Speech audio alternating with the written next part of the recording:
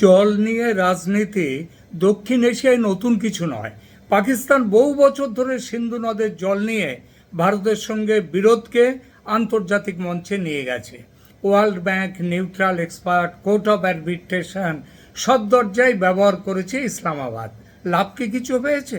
না। এবার প্রশ্ন উঠছে, বাংলাদেশও কি পাকিস্তানের দেখানো সেই পথেই হাঁটতে চাইছে গঙ্গার জল নিয়ে? কারণ বাংলাদেশের জল সম্পদ মন্ত্রী শহীদউদ্দিন চৌধুরী এনি এমন একটি কথা বলেছেন যাকে হালকাভাবে নেয়ার সুযোগ নেই।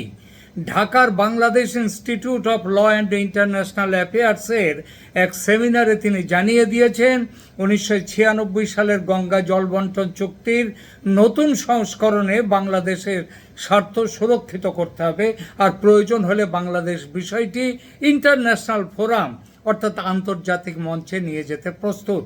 মন্ত্রী বলেছেন বাংলাদেশের একটা চুক্তি চাই এবং বাংলাদেশের অধিকার প্রতিষ্ঠার জন্য প্রয়োজন হলে আন্তর্জাতিক ফোরামেও যাবে ঢাকা।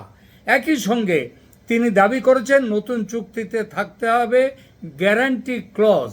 তিনি বলেছেন প্রয়োজনে ইন্টারন্যাশনাল ফোরামে যাবেন, সে অধিকার আছে বাংলাদেশের, কারণ বাংলাদেশ একটা স্বাধীন সার্বভৌম দেশ।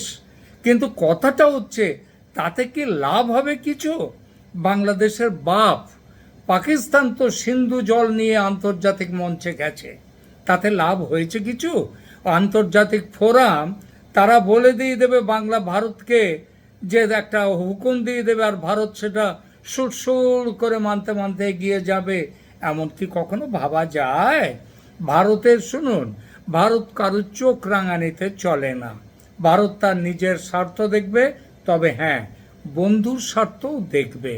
বন্ধু হও, হাত বাড়াবো, কিন্তু চোখ রাঙালে উপড়ে নেব চোখ।